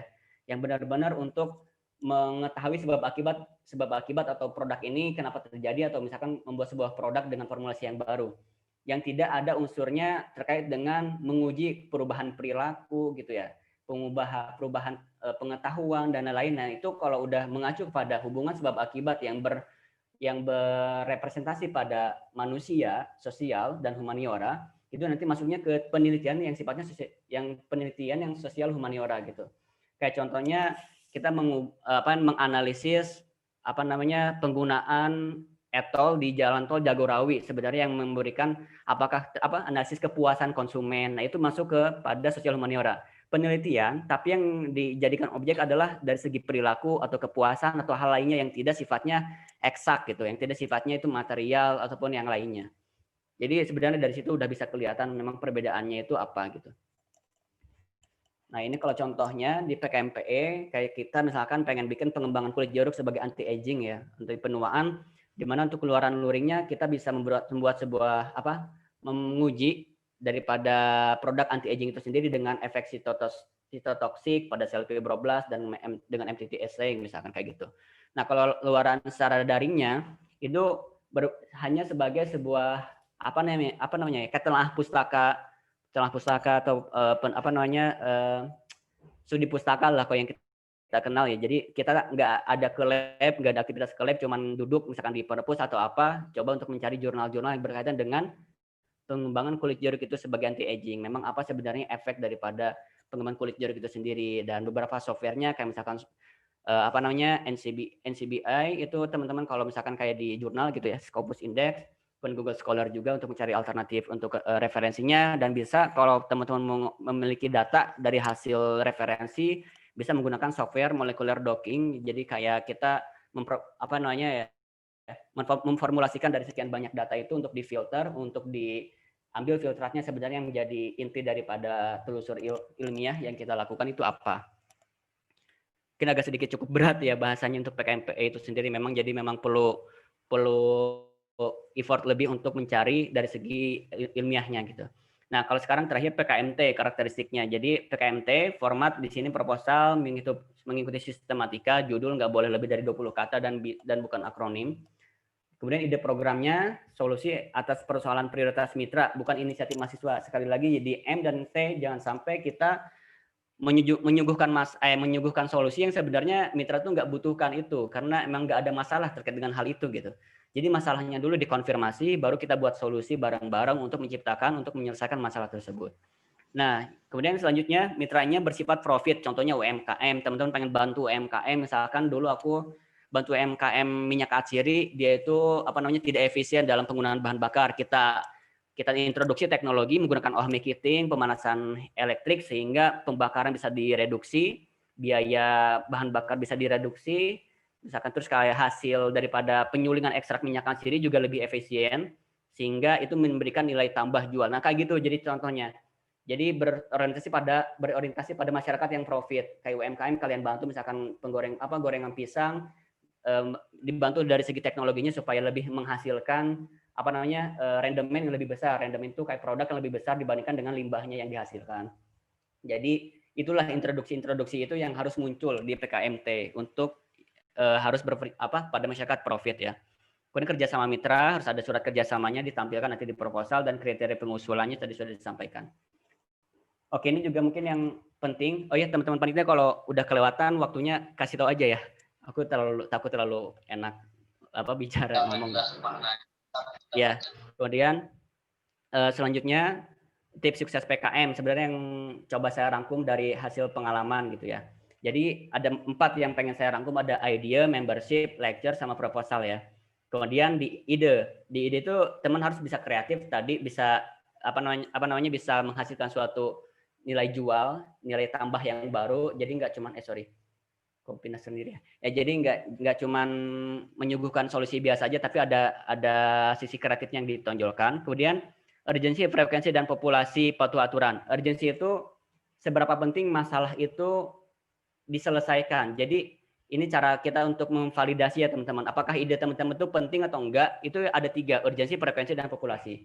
Urgensi seberapa penting masalah itu diselesaikan, frekuensi seberapa sering masalah itu terjadi, kemudian populasi seberapa banyak orang yang terdampak dari masalah tersebut. Kayak contohnya misalkan kayak kemacetan atau misalkan corona, urgensi nggak urgent karena itu berakibat pada fatal kematian gitu ya. Frekuensinya semakin banyak banget orang yang terdampak, bahkan mungkin sering banget terjadi, bahkan dengan tanpa gejala, dengan gejala seperti itu ya. Populasinya dari seluruh dunia itu merasakan daripada dampak daripada corona itu sendiri. Nah, itu berarti kita validasi untuk ide yang berkaitan dengan corona atau COVID itu sendiri penting gitu. Itu salah satu cara kita memvalidasi daripada ide yang pengen kita paparkan. Kemudian patuh aturan, gitu ya. Jadi jangan sampai kita keluar daripada ketentuan atau adendum dari PKM itu sendiri. Nah, kemudian membership kelompoknya harus variatif, teman-teman. Jadi variatif itu bisa dari jurusan, bisa dari kakak tingkat, atau bisa dari kompetensi yang lainnya. Kenapa saya bilang seperti ini? Karena ini pengalaman dulu di PIMNAS 29, dulu karena nggak bisa satupun dari kita itu yang mendesain, akhirnya poster, video itu kita minta untuk orang lain bikin gitu. Padahal itu udah mepet mau PIMNAS ya, udah mau pengumuman, udah mau presentasi seperti itu, tapi malah nggak ada satupun yang benar-benar untuk mendesain atau PPT yang lainnya tuh nggak ada yang bisa gitu. Jadi akhirnya ya memang seadanya gitu. Itu yang perlu diperhatikan. Kemudian kelompok yang satu jurusan, apalagi satu tingkat. Jadi kalau udah ada kegiatan satu, misalkan ke praktik lapang lah, atau misalkan kayak kegiatan lainnya yang satu kelas itu sampai nggak ada sama sekali, jadi programnya nggak ada yang ngejalanin gitu. Jadi jangan sampai kemudian hal itu terjadi. Jadi minimal ada backup, ada orang yang bisa menjalankan program ketika ada beberapa yang memang tidak bisa menjalankan itu gitu. Kemudian tadi dari segi tingkatan supaya ada regenerasi sih. Ini salah satu strategi IPB juga, di mana kita komposisi untuk tim diusahakan agar bisa lebih variatif dari segi tahun angkatan, supaya semangat untuk PKM itu juga tidak mati gitu. Karena yang 2015, 2016 sudah pada lulus. Nah, sekarang 2017, 2018 sampai 2019 yang maju gitu. Jadi memang harus ada pengalaman gitu. Kemudian kompetensi menunjang program kayak tadi, ada yang senang ngomong, ada yang senang administrasi, ada yang senang desain, ada yang senang videographer, itu diajak aja buat ikut supaya mendukung daripada program PKM yang kalian akan lakukan. Kemudian komitmen tinggi dan responsif. Jadi jangan sampai menunggu waktu, kalau ada job desk, ada kegiatan langsung dieksekusi supaya tidak menumpuk pekerjaannya. Kemudian dosen yang paling penting pengen saya tekankan adalah harus bisa sesuai dengan bidang, supaya linear lah dengan PKM yang teman-teman ajukan. Kalau PKMM berarti coba yang memang dosen yang kira-kira mumpuni untuk terkait dengan bidang profesionalisme untuk pemberdayaan masyarakat. Jadi dulu pengalaman di PKMM kita ngajarin tunarungu untuk bikin batik, tapi dosen kita dari biokimia. Jadi agak bingung juga diskusinya gitu. Karena memang jujur aja memang pengalaman dosennya agak kurang untuk di bagian pemberdayaan masyarakat. Akhirnya ya segala hal masukan itu kurang greget lah kalau kita bilang gitu ya. Beda halnya kalau teman-teman misalkan pemberdayaan masyarakat atau teknologi langsung kepada ahlinya, misalnya dosen bidang teknik atau dosen di bidang sosial gitu. Jadi mereka bisa mengarahkan karena pengalamannya memang di ranah itu gitu. Jadi coba nanti tuh cari dosen pendamping yang memang linear dengan pekerjaan atau topik PKM yang kalian angkat. Kemudian format proposal, jangan sampai format proposal itu nanti tidak diindahkan gitu. Jadi kalau saya agak ini dulu pas setelah PIMNAS 29, setelah semua selesai presentasi, jurinya mengevaluasi, bilang ke kita kalau sebenarnya kalian tahu nggak dari 1000 proposal PKM yang masuk, itu hampir setengahnya itu adalah kesalahan dari format proposal gitu. Jadi yang meriksa format itu sendiri juga bukan dosen, ternyata memang ya karyawan yang di sana yang bisa jadi SMA atau SMK gitu ya. Yang cuman kayak meriksa apakah halamannya lebih dari 10 atau enggak. Kalau lebih dari 10 udah dicoret gitu, nggak akan diperiksa. Terus kalau misalkan kan biasanya kalau kita bikin di Word ya, terus di-convert ke PDF itu dari 10 jadi 11, itu juga dicek lagi teman-teman. Jadi jangan sampai ada kesalahan format yang sepele seperti itu. Sebenarnya idenya udah keren banget, bagus banget. Pada akhirnya formatnya tidak diindahkan, membuat kita tuh menjadi tereliminasi di awal sebelum proses substansi review oleh reviewer gitu ya. Nah, selanjutnya saya coba bahas tantangan dan peluang di PIMNAS. Jadi ada tantangan dan peluangnya. Pertama, tantangannya kompetitivenessnya pasti sangat tinggi karena semakin banyak sekarang itu PTN dan PTS baru ya, dan Dikti itu memberikan sebuah akses lah. Jadi istilahnya semakin banyak perguruan tinggi yang maju dan semakin banyak mahasiswa yang mendaftar. Akhirnya kita di situ bersaing ide dan inovasi. Jadi walaupun sama-sama jualan daging ayam gitu ya, tapi sebenarnya apa yang membedakan dari 100 penjual daging ayam itu sendiri gitu. Nah, ini kita bersaing inovasi dan ide program. Jadi bagaimana inovasi itu bisa unggul dibandingkan yang lainnya. Terus communication-nya ini sangat penting karena di PKM nanti akan sangat banyak sekali komunikasi baik secara online ataupun secara langsung. Kalau dulu benar-benar sampai terjun ke masyarakat itu gimana caranya ngomong sama masyarakat tuh kayak mana gitu. Terus gimana caranya ngomong sama dosen, sering konsultasi. Pokoknya ditantang banget lah di situ, komunikasi kita harus bisa lebih baik. Kemudian administrasi, banyak banget yang administrasi yang diurus di PKM. Kayak misalkan yang nggak biasa untuk ngitung-ngitung belasan juta, apalagi dengan kegiatan-kegiatan harus rapi per harinya, harus ada catatan, harus ada dokumentasi, itu akan sangat berat gitu. Jadi perlu dilatih dari sekarang untuk membiasakan itu. Makanya kenapa membentuk tim itu harus sesuai dengan kompetensi yang menunjang. Jadi kalau ada orang yang senang administrasi, ajaklah. Kalau ada yang senang ngomong, ajaklah jadi humas gitu. Kalau ada yang senang yang jadi desainer nanti. Ada orang yang senang apa gitu, eksekutor lah di lapangannya. Jadi itu yang akan memudahkan kalian juga pada akhirnya gitu. Jadi mengapa kompetensi untuk membership itu sangat penting. Komposisi membership itu sangat penting. Kemudian peluangnya ini juga sangat penting. Di mana saat satunya saya juga di PKMT saat ini juga sudah mengurus pada hak paten. Jadi begitu lulus IPB kan enak banget kan udah punya paten gitu, udah punya hak paten, udah punya inovasi. Di mana kalau mau dipakai kan bisa jadi ada royalti yang lainnya. Jadi kan kalau udah lolos PKM, udah lolos PIMNAS, bikin artikel ilmiah, udah punya jurnal sekian banyak gitu. Kan itu sebuah peluang yang sangat maha dahsyat gitu ya. Jadi ini yang harus dimanfaatkan oleh kita semua sebagai mahasiswa misalkan untuk untuk memanfaatkan momentum ikut PKM ini sebagai peluang untuk nanti bisa memperoleh beberapa inovasi program atau potensi hak paten. Dan apresiasi ini biasanya juga menjadi, kalau di IPB sekarang juga udah bisa untuk sebagai salah satu syarat skripsi. Jadi kalau udah PKM, udah di PIMNAS, udah tinggal selesai, di data dirapin lagi, di sidang udah selesai gitu. Jadi udah nggak perlu lagi penelitian. Gitu. Jadi ini sangat memotivasi ternyata kepada mahasiswa bahwa ketika mereka ikut PKM juga sebenarnya itu menjalankan penelitiannya gitu, baik itu sosial, untuk teknologi, untuk eksakta yang lainnya, itu sangat membantu. Jadi begitu sudah selesai PIMNAS, udah tinggal pulang langsung sidang gitu. Kemudian relasi dan prestasi, ada transfer ide kreatif, lintas bidang, hubungan universitas. Nah ini terakhir contoh beberapa PKM. Ini PKM GT dan GFK, gagasan tertulis dan gagasan futuristik dan konstruktif. Jadi hampir sama-sama beberapa gagasan ya teman-teman. Ini yang udah lolos PIMNAS. Jadi dia bikin pertanian di atas laut atau bikin kayak wisata di atas laut tuh kayak gimana sebenarnya. Kan kita nggak pernah kebayang ya.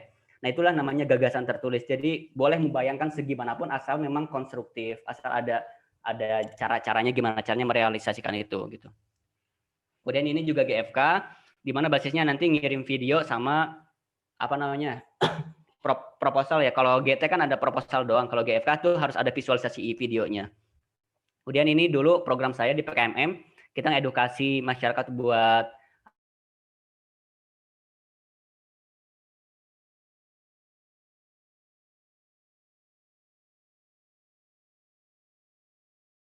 gitu. Nah, terus PKMT, ini contohnya nanti teman-teman bisa cek aja. Ini PKMK, PKMKC, jadi bisa dicek beberapa contohnya. Bahkan sampai sekarang ada yang langsung menjalankan bisnis usahanya masih berjalan gitu. Ini PPSA nanti bisa dicek aja. Baik, jadi jangan pernah ini teman-teman, jangan pernah merasa bahwa nggak ada talent, karena memang yang paling penting adalah curious aja, rasa ingin tahu yang tinggi, sehingga itu akan memberikan semangat tersendiri untuk kita melaksanakan program PKM-nya. Baik, mungkin sekian yang dapat disampaikan. Selebihnya saya persilakan untuk teman panitia untuk sesi tanya jawab. Terima kasih. Baik, terima kasih kepada Kang Ilham yang sudah memaparkan materi yang sangat luar biasa, yang tadi sampai detail banget, diberikan contoh-contoh pula. Yang pastinya rasa penasaran teman-teman masih banyak sekali, dan inilah saatnya teman-teman yang masih penasaran bagaimana dan ada yang ingin ditanyakan, boleh untuk bertanya, dan cara teman-teman bertanyanya silakan teman-teman boleh aktifkan suaranya atau teman-teman chat di kolom chat, sebutkan nama _ pertanyaan teman-teman. Nanti pertanyaannya dipilih oleh panitia dan saya akan bacakan. Baik teman-teman, dipersilakan untuk di kolom chat saja untuk pertanyaannya. Dan di sini sudah ada yang bertanya. Nah, formatnya nama dan pertanyaannya ya teman-teman. Kita buka sampai 3 dulu. Setelah itu nanti dijawab oleh Kang Ilham. Ini baru ada dari Teh Ananda dan Teh Putri. Ada lagi teman-teman yang ingin bertanya?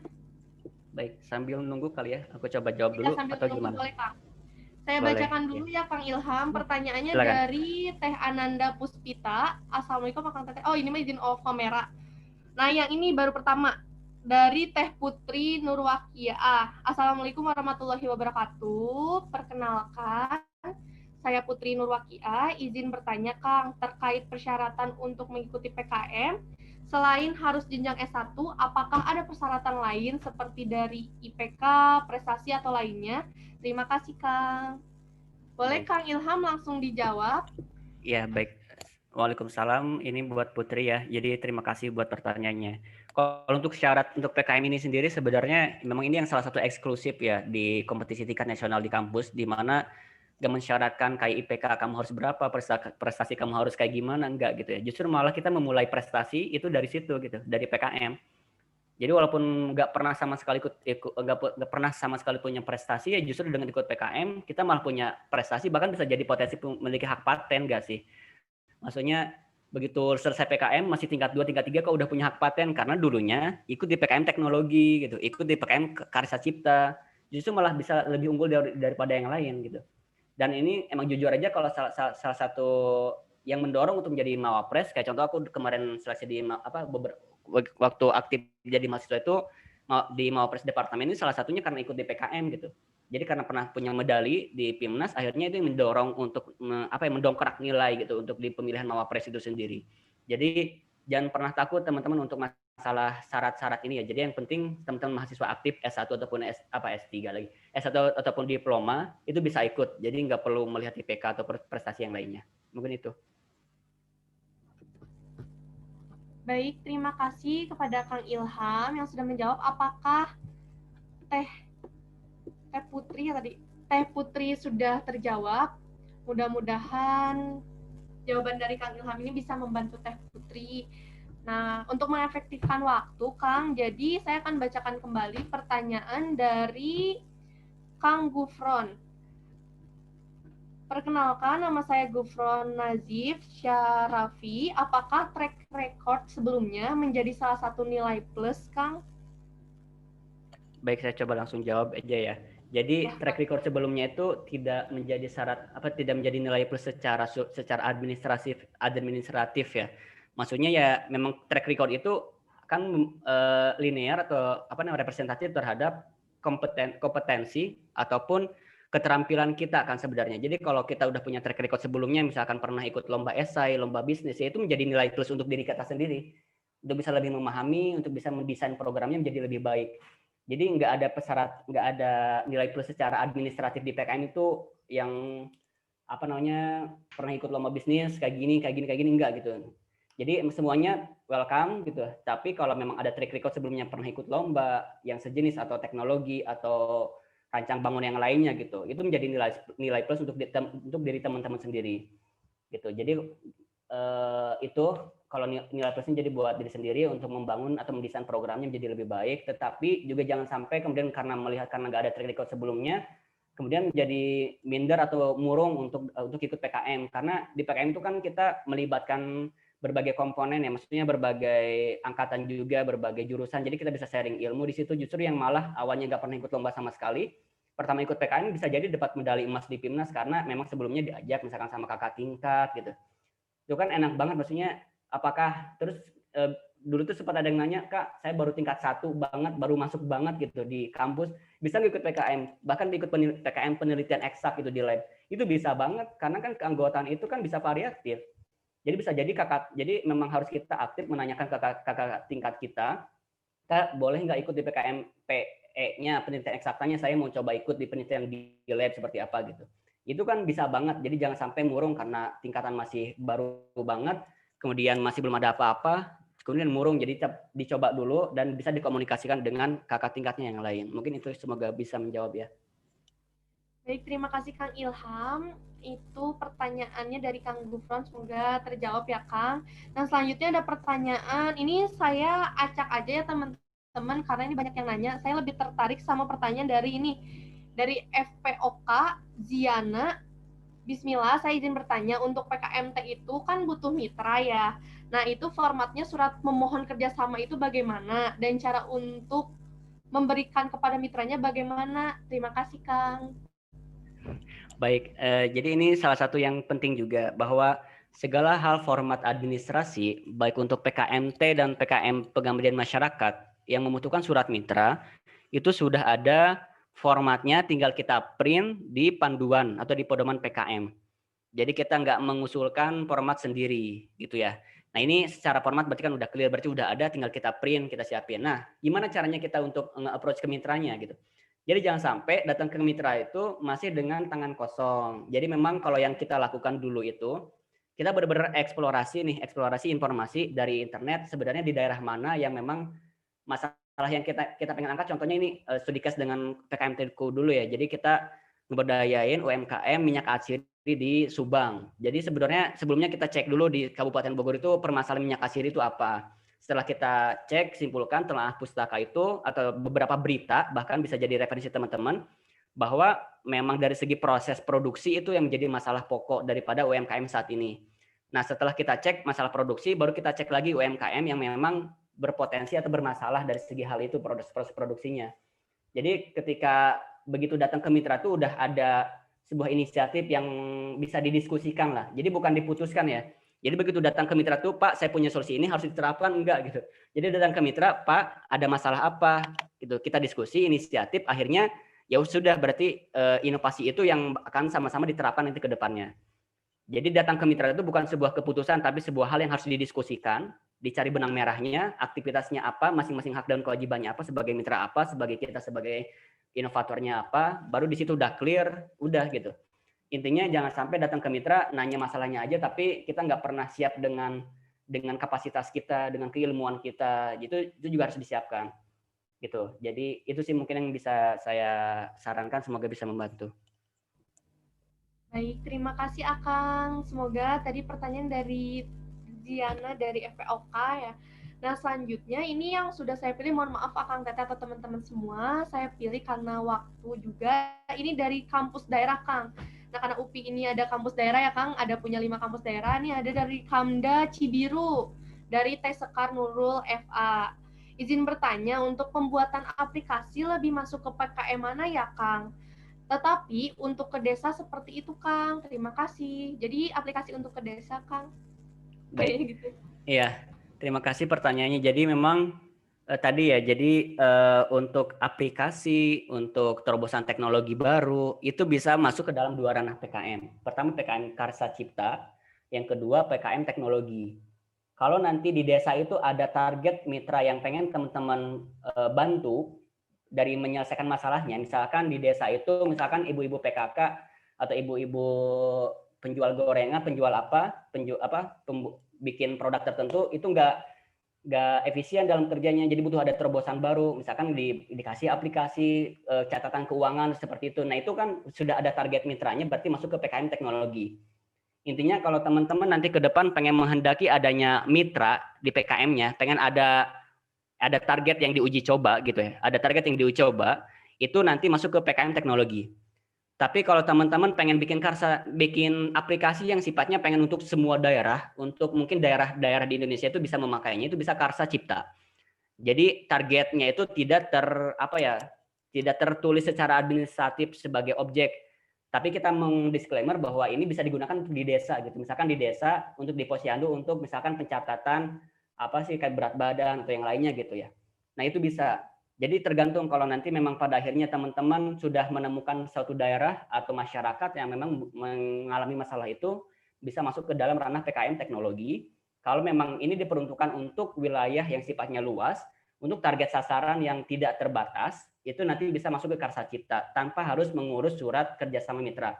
Jadi nggak harus datang ke mitra tuh teman-teman, cukup searching aja gitu informasinya di internet gitu. Apakah memang masalahnya ada di lokasi ini gitu. Jadi begitu di proposal itu dicantumkan bahwa aplikasi ini cocok untuk dilakukan pada karakteristik daerah yang seperti ini, misalkan seperti misalkan ibu-ibu yang memang penghasilannya rendah seperti apa gitu. Jadi kayak gitu. Jadi kalau memang hendak nanti ada target, itu silakan masuk ke PKM Teknologi aja. Kalau tidak terbatas bisa ke Karsa Cipta. Mungkin itu. Baik, terima kasih Akang. Semoga Teteh tadi jawaban dari Kang Ilham bisa menjawab pertanyaan Teteh. Nah selanjutnya kita tadi udah lebih dari 3 pertanyaan ya Kang. Nih dari panitia tinggal 2 pertanyaan lagi nih Kang Teteh Rara bakalan pilih. Ini ada pertanyaannya bagus Kang, dari Kang Daneswara. Akang punya saran nggak buat mudah nyari ide PKM Di samping sekarang serba terbatas buat tinjau lapangan. Terima kasih Kang, karena di masa pandemi ini ya Kang pastinya. Nah itu bagaimana Kang? Ada saran atau Baik. ide? Saya mohon izin share ya. Ini salah satu yang saya coba selipkan, sebenarnya nggak masuk situ ya. Boleh Kang. Karena waktu ya. Jadi menemukan ide PKM ini secara umum ya, saya pengen jelasin. Jadi gimana sih caranya menemukan ide, apalagi dengan kondisi yang saat ini serba terbatas. Saya coba berikan arahannya ya. Jadi memang ide itu kan berangkat dari masalah yang kita angkat, dari masalah kita peka terhadap masalah, kita brainstorming bersama tim, baru tercipta solusi. Nah, saran yang pertama, bisa berangkat dari pengalaman yang ada di kampung atau lahan sekitar, di kampung yang teman-teman tinggali saat ini. Ini salah satu contohnya. Anak IPB dari PKM Teknologi atau PKM Karsa Cipta, dia bikin sebuah terobosan lampu dari energi tanah. Kan kita nggak pernah terpikir ya, dari tanah kok bisa jadi lampu gitu ya. Tapi dia bisa menghasilkan ciptaan itu, dan bahkan sekarang sudah berdiri perusahaannya secara ofisial gitu, secara CV atau bahkan PT gitu. Sudah running gitu, memproduksi secara massal. Padahal dari awalnya cuman berangkat dari masalah di kampungnya, dia yang nggak ada penerangan listrik jalan sama sekali. Tapi memang kayak lahan luas gitu, kayak hutan belantara gitulah. Jadi begitu pulang ke kampung halaman tuh kayak terketuk untuk menciptakan solusi itu gitu. Jadi coba teman-teman lihat di lingkungan sekitar itu sebenarnya di lingkungan kampung kita tuh apa yang bisa kita angkat dari masalahnya gitu. Dari masalah itu bisa kita angkat solusinya apa gitu. Jadi itulah terobosan dari sana, dia menciptakan solusi ini, lampu penerangan jalan dari energi tanah. Itu dibantu dengan sensor di atas dibantu dengan energi cahaya matahari untuk meningkatkan daya listriknya itu sendiri. Nah, padahal kan nggak pernah terpikir, tapi karena memang motivasi kuat menyelesaikan masalah itu, akhirnya bisa terjadi lah ini gitu PKM-nya. Kemudian yang kedua, ini salah satunya. Jadi ini tong sampah. Kalau kita lihat kan, loh emang inovasi tong sampah ini apa gitu ya? Jadi simpelnya dia itu agak sedikit risih karena melihat orang di perkotaan itu atau di daerah taman-taman itu dia tidak terlalu peduli dengan buang sampah gitu ya. Jadi dia tuh bikin tong sampah yang dikasih sensor suara di bawahnya, padahal kecil kayak gitu ya. Tapi begitu begitu orang membuang sampah ke sana itu kayak seolah membuang sampah ke jurang. Jadi ada sensor suara, jadi kayak tung jeder gitu. Jadi membuat orang tertarik, membuat orang melihat. Akhirnya dari cuman 41 kg sampah yang biasa di ini per hari, jadi 71 kg per harinya. Jadi ada peningkatan yang signifikan gitu. Bahkan mereka sambil lihat-lihat gitu, sebenarnya apa sih tong sampah ini gitu. Jadi yang pengen saya coba sampaikan di sini adalah yang pengen coba saya sampaikan bahwa ide itu bisa berangkat dari sebuah hal yang kecil, sederhana, tapi having fun gitu. Jadi membuat sebuah kebahagiaan tersendiri, membuat sebuah perubahan. Tadi kan dari awalnya bahkan mungkin banyak sampah berserakan, bahkan dia sampai sengaja ambil sampah itu buat dibuang ke tempat sampahnya untuk cuman pengen dengerin suara itu doang gitu. Dan akhirnya itu terjadi, dan itu ada perubahan perilaku di situ. Dari awalnya nggak peduli jadi peduli terhadap lingkungan gitu ya. Itu padahal simple, tong sampah kecil yang cuma didesain untuk menggunakan sensor suara. Itu nanti masuknya ke PKM KC karena dia tidak ada targetan khusus masyarakat gitu. Tapi dia mencoba menciptakan teknologi untuk mengubah suatu kondisi tertentu, dari awalnya tidak peduli menjadi peduli, dari awalnya nggak tahu menjadi tahu gitu ya. Jadi itu mungkin yang bisa disampaikan. Jadi coba untuk be open minded juga, jangan pernah pelit, juga banyak membaca karena itu salah satu yang bisa membuka wawasan kita untuk menemukan ide-ide baru dalam PKM itu sendiri. Mungkin itu yang bisa disampaikan. Baik, terima kasih Akang atas jawabannya sangat luar biasa. Tadi udah sampai diselipkan juga ya PPT-nya yang belum sempat disampaikan oleh Akang. Nah ini Kang, selanjutnya ada pertanyaan dari Kang Muhammad Akbar. Izin bertanya Kak, untuk PKM GT dan GFK kan sama-sama gagasan. Apakah perbedaannya hanya pada luaran video atau luar video atau ada perbedaan lagi Kak? Lalu untuk PKMM, apakah boleh bermitra dengan organisasi yang kita terlibat sebagai pengurusnya? Terima kasih Kak. Ya, baik. Ini kompleks ya. Jadi memang perbedaan GT dan GFK itu hampir dari segi desain program harus sama-sama konstruktif ya teman-teman. Jadi kita nggak cuma mengayal bikin pertanian di atas laut terus simsalabim ada gitu, enggak. Jadi ada porsi waktu implementasinya. Jadi tahun pertama misalkan sosialisasi, atau misalkan tahun pertama adalah desain grafis atau desain 3D-nya seperti apa, baru ntar tahap tahun kedua, tahun ketiganya sosialisasi, tahun keempatnya misalkan kayak pembangunan atau rancangan yang lainnya. Jadi memang betul yang paling signifikan perbedaan dari GT-GFK adalah luaran video. GT itu nggak perlu ada video. Jadi di awal begitu teman-teman submit ke Simbel Mawa Dikti, kalau GT itu cuman nyantumin proposal aja. Proposal dilengkapi dengan lampirannya berupa visualisasi gagasannya. Kalau GFK itu perlu bikin proposal tapi tidak lengkap. Tidak lengkap tuh maksudnya nggak harus dari pendahuluannya apa, dari metodenya apa, enggak. Jadi cuman kayak sinopsis daripada videonya itu sendiri, dan tahapan-tahapan penyelesaiannya. Karena GFK ini sangat dituntut banget konstruktif, kan gagasan futuristik dan konstruktif gitu ya. Jadi futuristik banget 10 tahun yang akan datang, tetapi memang jelas per tahapan per tahunnya itu apa yang akan dicapai, apa yang harus dicapai. Dan luarnya harus berupa video gitu. Jadi nanti di proposal tuh kita mencantumkan link YouTube gitu. Jadi ada dua, ada proposal dan video. Itu. Nanti kalau nanti di PIMNAS, kalau GTGFK tuh sama-sama nanti akan presentasi poster sama aja. Cuma nanti pada akhirnya kalau GFK tuh harus bikin laporan akhir. Kalau GT tuh nggak perlu laporan akhir karena di GT itu di proposal sudah dijelaskan secara rinci. Kalau di GFK itu karena di proposalnya masih cuman kayak sinopsis doang, nggak ada latar belakangnya, nggak ada yang lainnya, maka di laporan akhir perlu dijelaskan lagi nih maksudnya video itu apa, maksud video tersebut itu apa gitu. Jadi itu, jadi yang perlu di highlight terkait dengan perbedaan GT GFK terkait dengan luaran dan implementasi program. Biasanya GT antara 1 sampai 5 tahun, biasanya kalau di IPB itu mendeskripsikannya. Kalau dari GFK itu biasanya dari 5 sampai 10 tahun yang akan datang. Ya benar-benar futuristik banget gitu.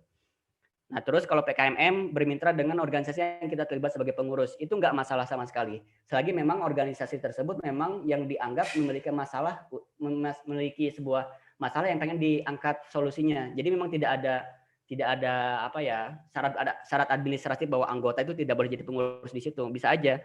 Bisa jadi misalkan kita pengurus di DKM, kita pengen mengangkat PKMM, pengabdian masyarakat yang sifatnya meningkatkan pengetahuan anak-anak untuk tentang Islam gitu ya, menggunakan media pembelajaran, media permainan. Itu di sana kita terlibat sebagai pengurus DKM, apakah bisa banget gitu. Justru malah kita lebih mengetahui masalahnya kan, lebih mengetahui masalahnya apa sebenarnya dari anak-anak itu sendiri. Kenapa susah banget untuk mengetahui atau memahami Islam secara komprehensif misalkan. Kayak gitu kan, justru malah itu menjadi nilai plus sih kalau buat aku ya. Yang terpenting memang di situ bisa diangkat masalahnya, memang penting, memang teman-teman di sana mengetahui masalahnya secara baik. Jadi tidak masalah untuk bermitra dengan organisasi yang kita terlibat dalam kepengurusan tersebut. Mungkin itu, semoga bisa menjawab ya. Baik, terima kasih banyak Kang Ilham atas jawabannya yang sangat luar biasa pastinya. Nah, Akang izinkan dulu, ini permintaan panitia untuk sekarang kita sesi foto dulu.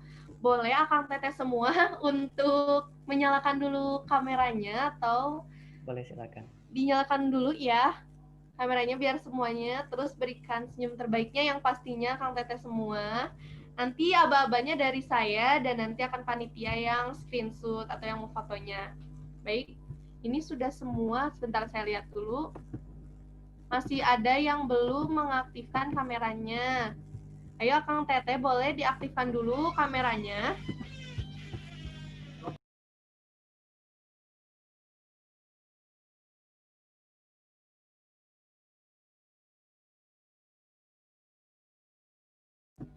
Baik Kang Teteh, ayo kita mulai. Hitungan mundur ya dari 3. Boleh berikan senyum terbaiknya. 3, 2, 1. Masih tahan karena slide-nya masih banyak. Akang izin ya Kang. Boleh masih tahan ya semuanya. 3, 2, 1. Masih ya Akang Teteh semua. Boleh tangannya dikepalkan biar kita pada semangat. Dikepalkan. 3, 2, 1. Baik, terima kasih Akang Teteh semua. Terima kasih Akang. Sesi foto sudah selesai. Sebentar saya tanyakan dulu. Apakah ini banyak yang tidak bisa menyalakan kamera? Tidak apa-apa Akang Teteh yang tidak bisa menyalakan kamera. Untuk Akang Teteh, sebelum kita ke closing statement dari Kang Ilham, Ini boleh diisi dulu presensinya sambil closing statement dari Kang Ilham nantinya. Nah, ada di kolom chat. Selanjutnya, saya berikan kesempatan buat Kang Ilham kembali untuk memberikan closing statement dan semangat kepada teman-teman semua, khususnya yang mengikuti relasi kelas PKM ini, Kang. Silakan, Akang. Ya, baik. Mohon izin ya teman-teman panitia saya untuk memberikan closing statement. Jadi sebenarnya gini teman-teman, kalau buat aku ya ikut PKM itu nggak ada kompromi sih, maksudnya nggak ada kompromi untuk nggak ikut ya.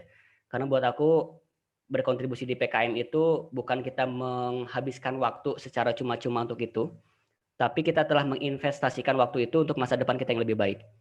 Jadi teman-teman sudah meluangkan waktu 2 bulan, 3 bulan, 4 bulan untuk program PKM, pada akhirnya semua akan terbayarkan ketika teman-teman melihat, kalau dulu aku melihat penyandang tunarungu itu udah bisa tersenyum, udah bisa bikin batik sendiri, udah bisa ngejual batik sendiri, gitu, batik tulis secara mandiri, anak-anak sudah bisa tergerak untuk peduli lingkungan gitu.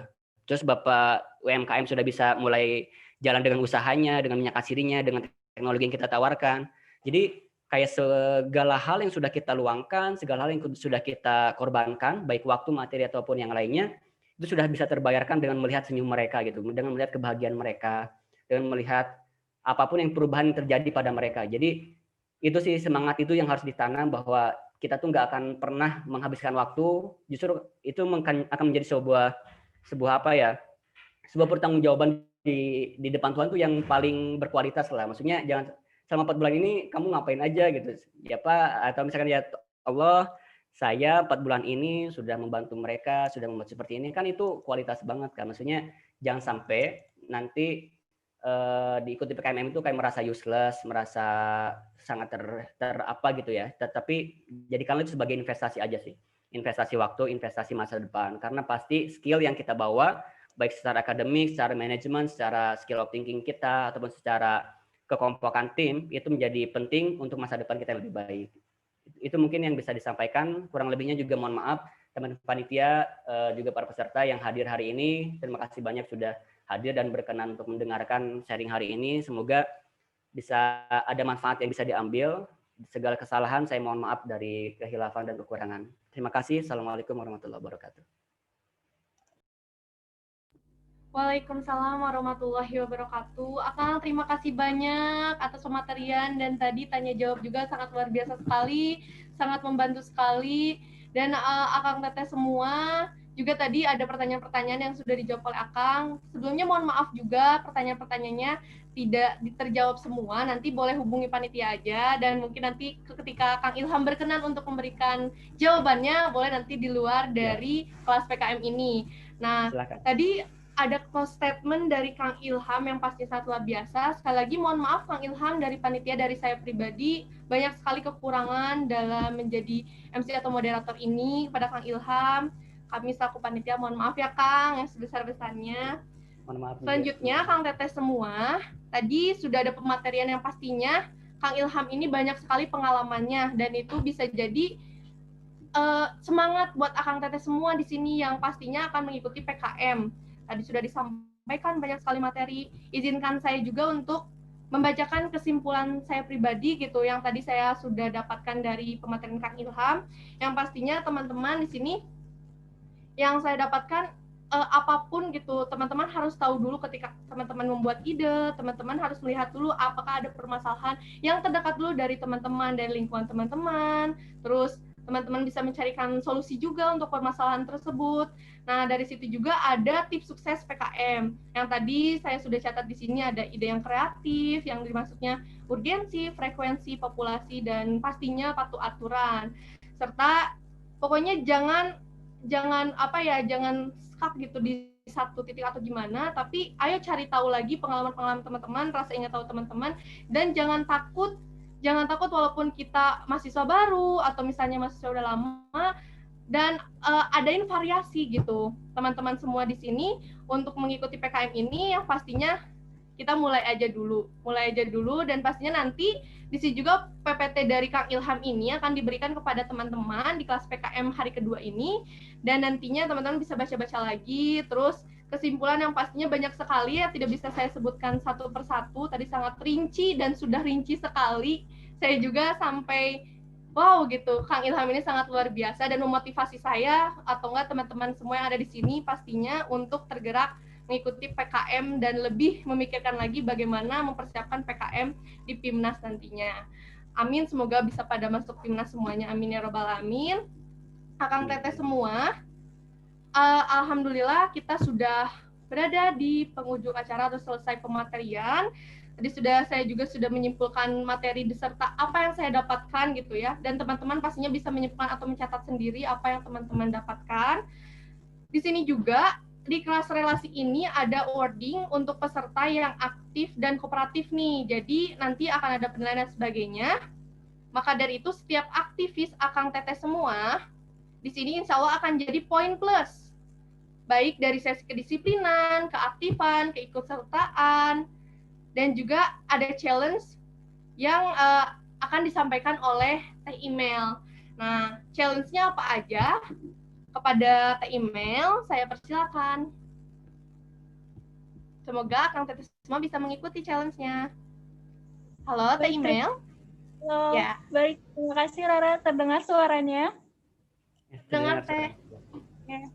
Sebelumnya terima kasih Kang Ilham atas materinya yang sangat luar biasa, Masya Allah ya. Kalau kata anak sekarang isinya daging semua, Masya Allah. Sebelumnya mohon izin Kang Ilham, ada tambahan sedikit dari panitia. Apabila kurang berkenan, mohon maaf. Ada challenge untuk bisa sama-sama belajar bagi peserta dan bagi panitia juga. Izinkan silakan. saya share screen, Pak. Ya, silakan. Sudah terlihat?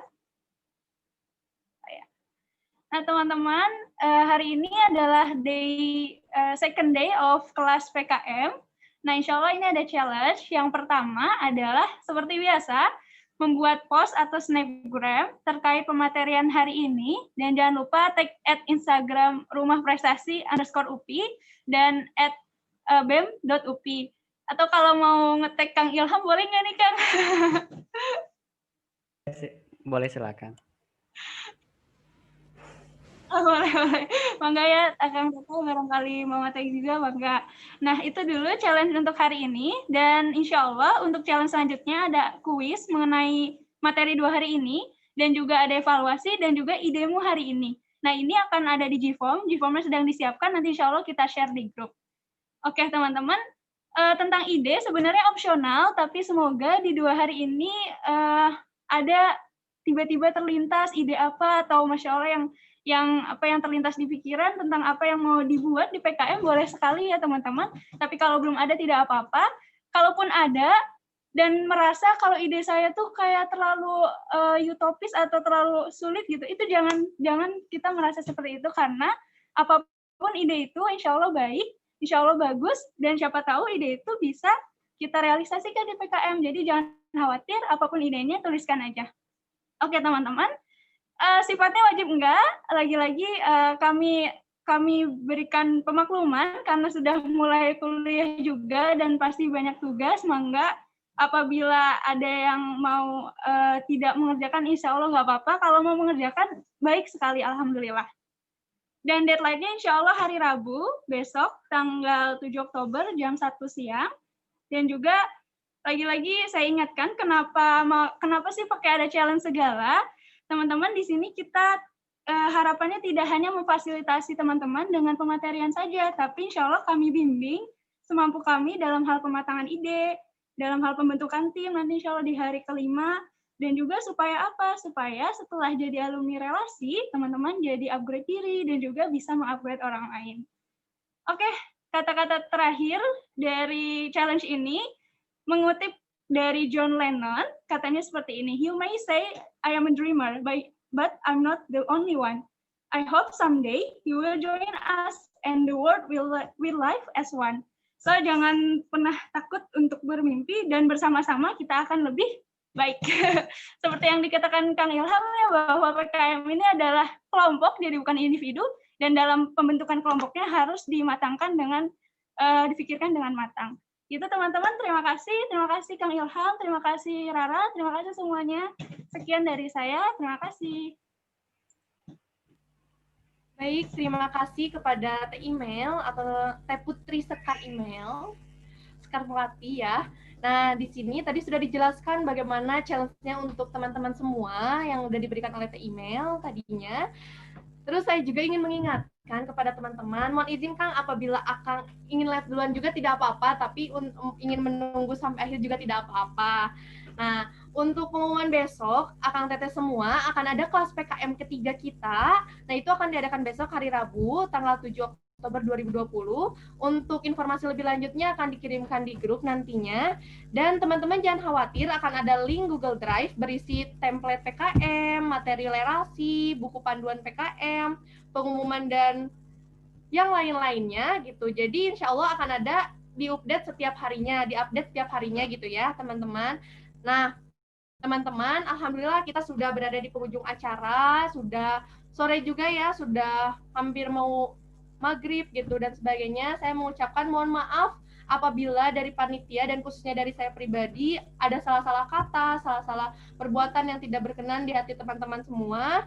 Terima kasih banyak juga kepada semua pihak, kepada pemateri kita, Kang Ilham, terima kasih banyak, kepada Kang Teteh Panitia, terima kasih banyak, dan Akang Teteh peserta pastinya yang sudah mengikuti pematerian kelas PKM yang kedua ini dengan baik. Sebelum akhir ini, saya ingin mengingatkan ada prestasi boleh diisi ya. Oh iya, kita udah dokumentasi tadinya, dan juga kalau berkenan semuanya nanti harus mengisi presensi. Tadi juga challenge-nya wajib enggak gitu. Jadi boleh teman-teman diingatkan kembali untuk challenge-nya itu enggak wajib, boleh dikerjakan teman-teman tapi ada nilai plusnya pastinya. Dan pastinya selain teman-teman mendapatkan informasi untuk teman-teman sendiri, teman-teman bisa men-share kepada teman-teman lainnya yang tidak mengikuti kelas PKM ini dengan cara merangkum materi tadi, dan tadi Kang Ilham mengizinkan untuk di-tag juga ke Kang Ilham. Sedang sekali ya, setiap harinya ada challenge yang luar biasa, bermanfaat juga bagi orang-orang yang tidak mengikuti PKM, dan dengan melihat postingan teman-teman, sangat luar biasa. Akhir kata dari saya Rara Alivia, izin pamit undur diri. Wassalamualaikum warahmatullahi wabarakatuh. Waalaikumsalam warahmatullahi wabarakatuh. Mohon izin live ya teman-teman, terima kasih banyak kesempatannya. Ya, Kang, terima kasih banyak juga, Akang, hatur nuhun. Iya, sami-sami. Assalamualaikum warahmatullahi wabarakatuh. Waalaikumsalam warahmatullahi wabarakatuh.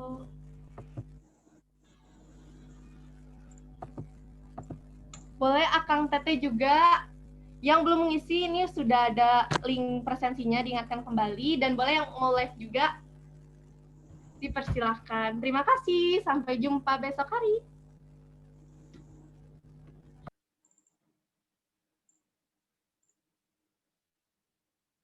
Sama-sama. Sama-sama, Danes. Aku belum ikut. Terima kasih semuanya. Terima kasih Rara, Kang makasih Jajan. banyak ya, Ra. Kang Jajan, maaf ya banyak salah. Oh my god. Aduh ya Allah. Boleh kita live dulu ya semuanya. Dadah, assalamualaikum. Ini gimana?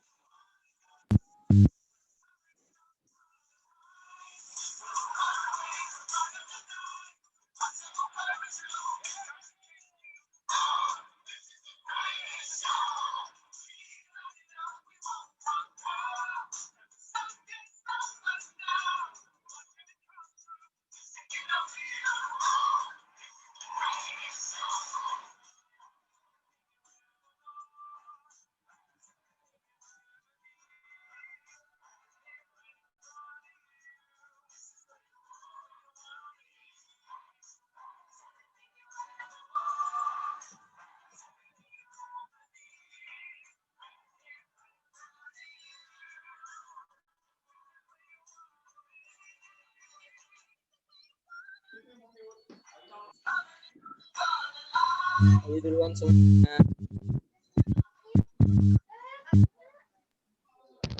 Guys, aku pamit ya. Semangat. Nanti eval habis maghrib.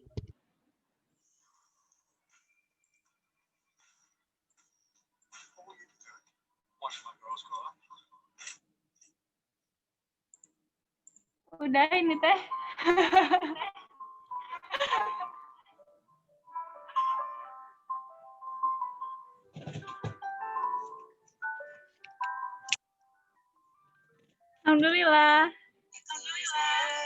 Terima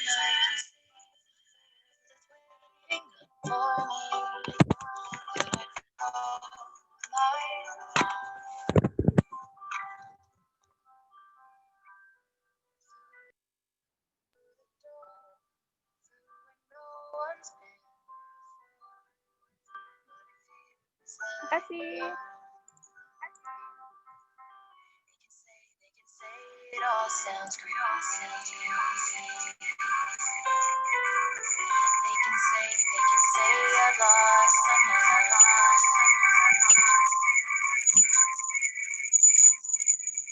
Kang, ini di end aja ya. Iya teh di end aja.